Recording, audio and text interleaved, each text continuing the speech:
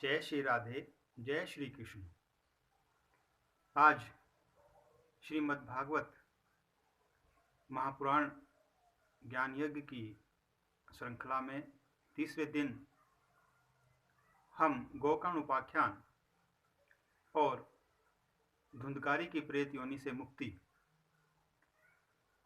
का रसपान करेंगे। तो सबसे पहले कथा को प्रारंभ करने से पहले आप सभी अपने हृदय को भगवान में बनाएंगे।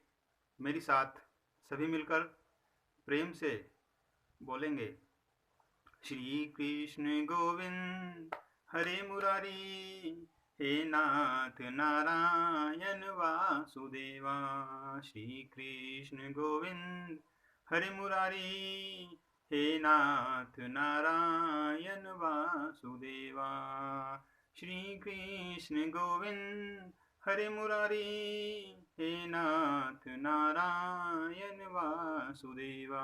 जय जय राधे राधे, कृष्ण राधे, जय जय राधे राधे, गोविंद राधे, मुझे श्याम मिला दे। जय जय राधे, जय श्री राधे। तो आइए कथा को प्रारंभ करते हैं। प्रारंभ करने से पहले मेरी आप सभी से विनती है, जिन्होंने हमारा चैनल सब्सक्राइब नहीं किया है वो इसको सब्सक्राइब जरूर कर लें और अपने सगे संबंधियों मित्रजनों को भी शेयर करें, लाइक करें, ताकि आपको हमारे लेटेस्ट अपडेट मिलते रहें। जो भी हमारे क्रियाकलाप ट्रस्ट के माध्यम से हो रहे हैं या होते हैं वो आपको तत्काल उपलब्ध होते रहें। आगामी आयोजनों की जानकारी भी हम आपको लास्ट में कथा के अंतिम में उपलब्ध कराएंगे। तो अविलंब शुरू करते हैं गोकर्ण उपाख्यान। गोकर्ण उपाख्यान जैसा कि नाम से ही विदित है, श्रीमद् भागवत कथा के महात्म्य में प्रारंभ में ही गोकर्ण उपाख्यान का वर्णन है। गोकर्ण यानी कि जिनके कान गो के कानों के समान थे, गोकर्ण उपाख्यान, उसी के आधार पर इसका विस्तार पूर्वक वर्णन, बड़ा सुंदर, हृदय को पवित्र करने वाला, जो इस प्रसंग को सुनता है वह सभी पापों से मुक्त हो जाता है। तो आइए प्रारंभ करते हैं। तुंगभद्रा नदी के किनारे एक नगर बसा हुआ था। उस नगर में एक धनवान ब्राह्मण रहता था जिसका नाम था आत्मदेव। आत्मदेव बड़ा ही संपन्न ब्राह्मण था, सुशील था, प्रभु भक्त था और अपने राजमहल में सुखपूर्वक अपना जीवन व्यतीत कर रहा था। लेकिन उसको एक चिंता अंदर ही अंदर सताए जा रही थी। वह चिंता क्या थी कि उसके कोई संतान नहीं थी। उसकी पत्नी का नाम था धुंधली। धुंधली स्वभाव से कुटिल स्वभाव की थी। एक दूसरे से ईर्ष्या रखना, द्वेष भाव करना, इधर उधर एक दूसरे की बुराई करना उसका व्यवहार था। छल कपट उसके मन में बसा हुआ था। क्योंकि अपार धन संपदा उनके पास थी, तो कहीं ना कहीं धुंधली के अंदर थोड़ा सा अभिमान भी था। लेकिन आत्मदेव बड़ा साधारण स्वभाव वाला व्यक्ति था। उसको यह दुख बड़ा सताने लगा कि मेरे कोई संतान नहीं है, आगे मेरा वंश कैसे चलेगा, हमारे इस राजपाट व्यवसाय को कौन संभालेगा। यह चिंता करते करते वह बहुत दान पुण्य करने लगा। इतना दान उसने ब्राह्मणों को, संतों को, यज्ञशालाओं में धर्मशालाएं बनवाना आदि अनेक कार्य उसने कराए। उसकी आधी संपत्ति इन कार्यों में लग गई। इतने नेक काम करने के बावजूद भी मन में एक कहीं ना कहीं ये ठेस थी कि मेरे कोई संतान नहीं है। प्रभु से विनती करता कि प्रभु मुझे संतान दे दीजिए। एक दिन वह ब्राह्मण बड़ा दुखी होकर घर से निकल पड़ा। निकलते निकलते घोर जंगल में पहुंच गया। अपने आप को त्याग देने की भावना से कि मैं फिर लौट के नहीं आऊंगा अगर मुझे संतान का कोई रास्ता नहीं मिला, मन में बड़ा दुखी था। घोर जंगल में पहुंच गया। थक करके जब बहुत देर हो गई तो जंगल में ही बैठ गया। कुछ समय बाद देखता है कि एक महात्मा वहां पहुंचे। उसने देखा कि महात्मा प्यासे हैं, तो जब महात्मा ने जल पी लिया, जल पीने के बाद महात्मा जी बैठ गए, तो वो महात्मा जी के पास गया और उनके चरणों में गिरकर रोने लगा। महात्मा ने पूछा, वत्स, तुम्हें क्या दुख है?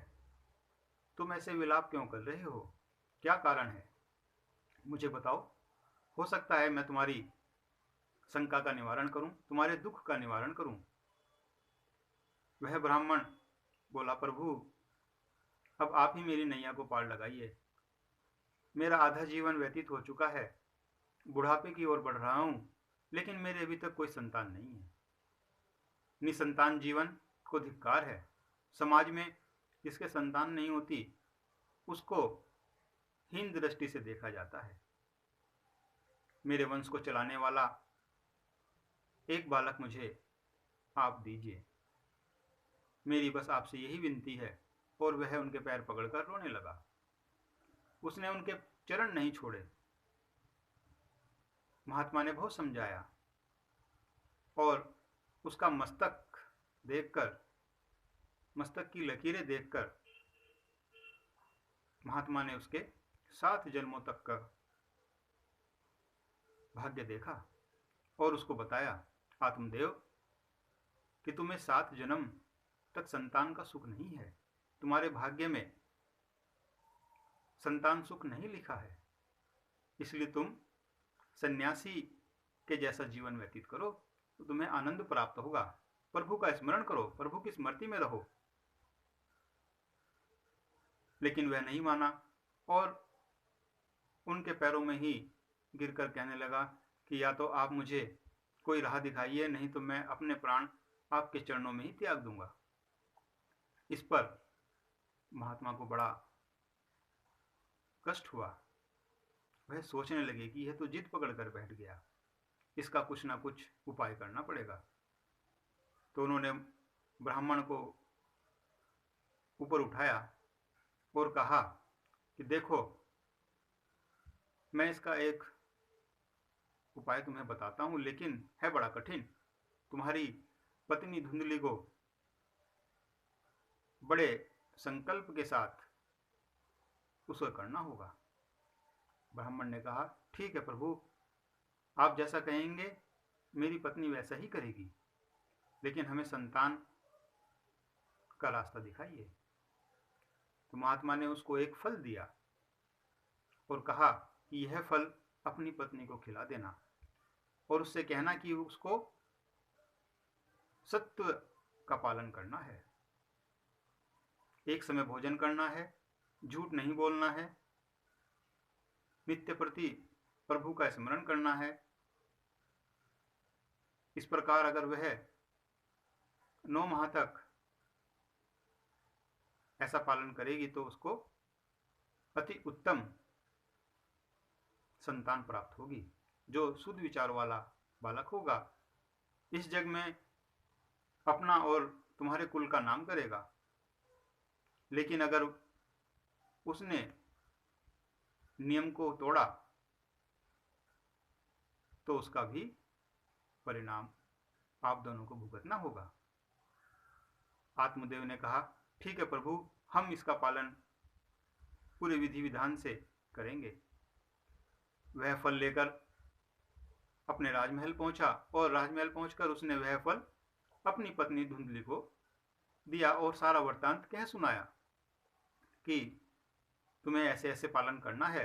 महात्मा ने कहा है कि जो संतान इस फल के खाने से उत्पन्न होगी वह बड़ी शुद्ध विचारों वाली होगी, जग में हमारे कुल का नाम रोशन करेगी। धुंधली ने वह फल लेकर रख लिया। ब्राह्मण जो है किसी काम से बाहर चला गया। वह फल उसने अलमारी में रख दिया और बड़ी चिंता के साथ सोचने लगी कि अगर मैं ये फल खाऊंगी तो मेरे गर्भ ठहरेगा, और गर्भ ठहरेगा तो बड़ा कष्ट होगा, मुझे व्रत का पालन करना पड़ेगा, मैं मर भी सकती हूँ। यह सोचते सोचते जो है वह अपनी सहेली से ये सारी बातें बताने लगी और उसने वह फल नहीं खाया। उल्टे उसने उस फल को रख दिया। कुछ समय बाद उसकी बहन वहां आई। उसने अपनी बहन से सारा वृत्तांत कह सुनाया। उसकी बहन ने कहा, बहन धुंधली, तुम चिंता मत करो, मैं गर्भ से हूँ, मेरे जो बालक उत्पन्न होगा वह हम तुम्हें दे देंगे। इसके बदले तुम मेरे पति को कुछ धन दे देना और अपने ही महल में तुम छुप कर रहना। जब बालक उत्पन्न होगा तो हम तुमको उसको दे देंगे। वह मान गई और वह फल जो महात्मा ने उन्हें दिया था वो गाय को खिला दिया। कुछ समय बाद धुंधली की बहन के एक सुंदर बालक उत्पन्न हुआ। वह बालक वो अपनी बहन को देने के लिए आ पहुंची और उसको दिया। इस प्रकार से किसी को पता न लगा, सभी नगरवासी को यह सूचना पहुंचा दी गई कि धुंधली के एक बहुत सुंदर बालक उत्पन्न हुआ है। बदले में धुंधली ने अपनी बहन को ढेर सारा धन दे दिया।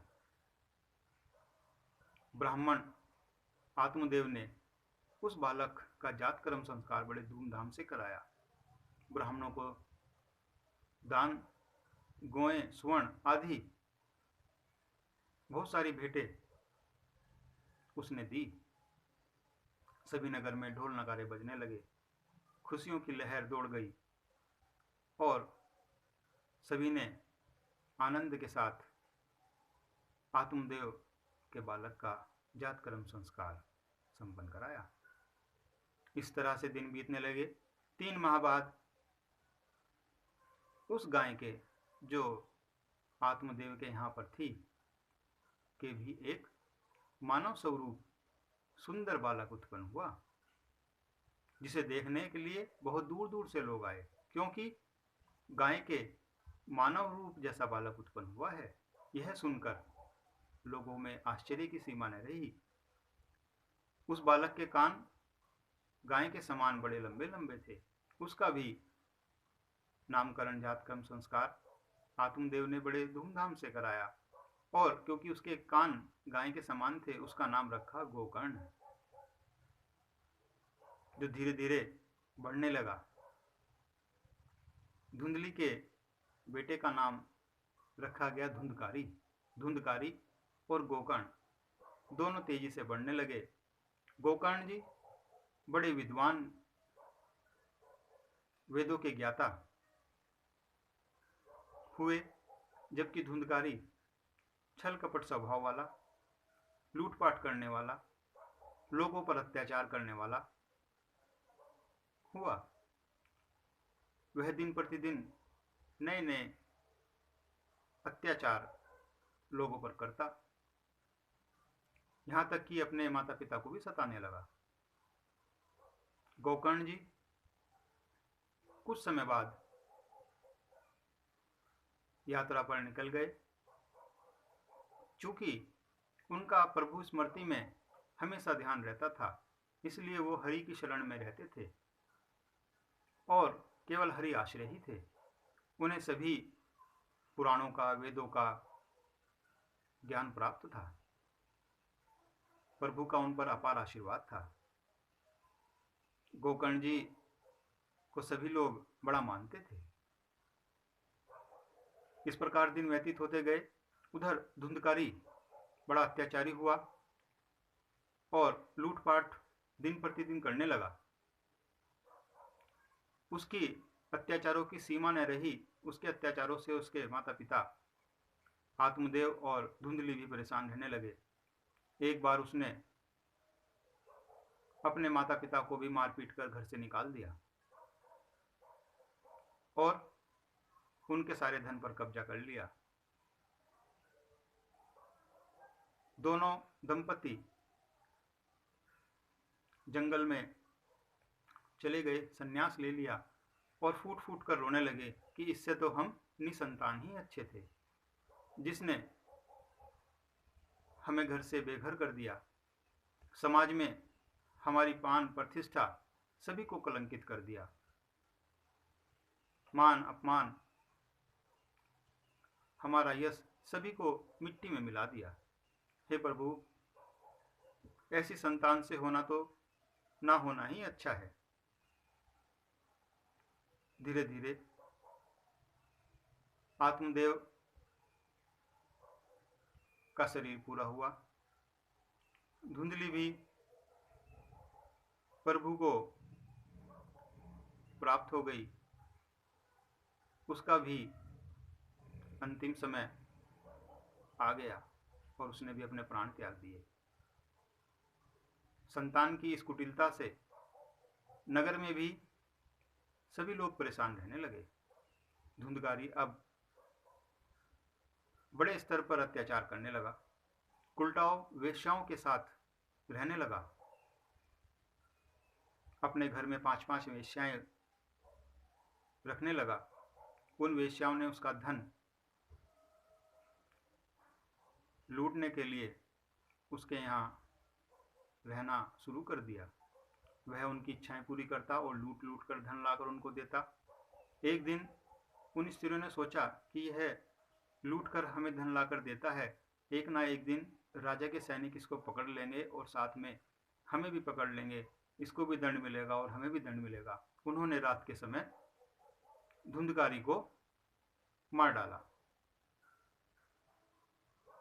बहुत प्रयास करने पर भी वह नहीं मरा तो उसको जलती लकड़ियों से मारा गया। तब वह धुंधकारी तड़पता हुआ मर गया और प्रेत योनि में भटकने लगा। इस प्रकार धुंधकारी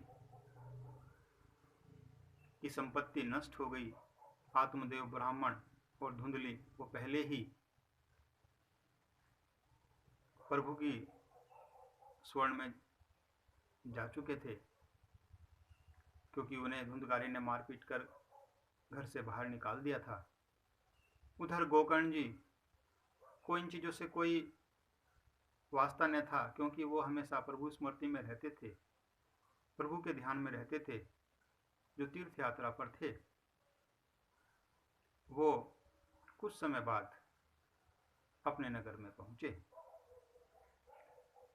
इस प्रकार से यह प्रसंग बड़ा ही आनंद देने वाला है। आगे दूसरे भाग में धुंधकारी की प्रेत योनि से मुक्ति, गोकर्ण जी द्वारा श्रीमद् भागवत कथा का सभी को रसपान कराना, बहुत सुंदर सुंदर कथाओं का वर्णन आगे आपको हम कराएंगे। आशा है कि आपको हमारे द्वारा जो कथा का रसपान कराया जा रहा है वह पसंद आ रहा होगा। आपसे निवेदन है कि आप हमारे चैनल को अधिक से अधिक सब्सक्राइब करें, लाइक करें, शेयर करें।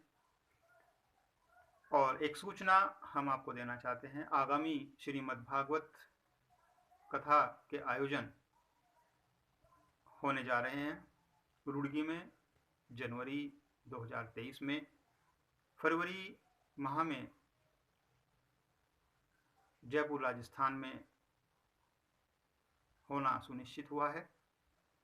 उसके बाद गुड़गांव हरियाणा में मार्च के लास्ट में, और अप्रैल में प्रभु की कृपा रही और आप सभी का स्नेह आशीर्वाद रहा तो मुजफ्फरनगर उत्तर प्रदेश में श्रीमद् भागवत कथा का आयोजन होगा।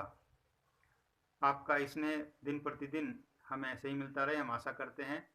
सभी मेरे साथ प्रेम से बोलेंगे, जय श्री राधे, जय श्री कृष्ण।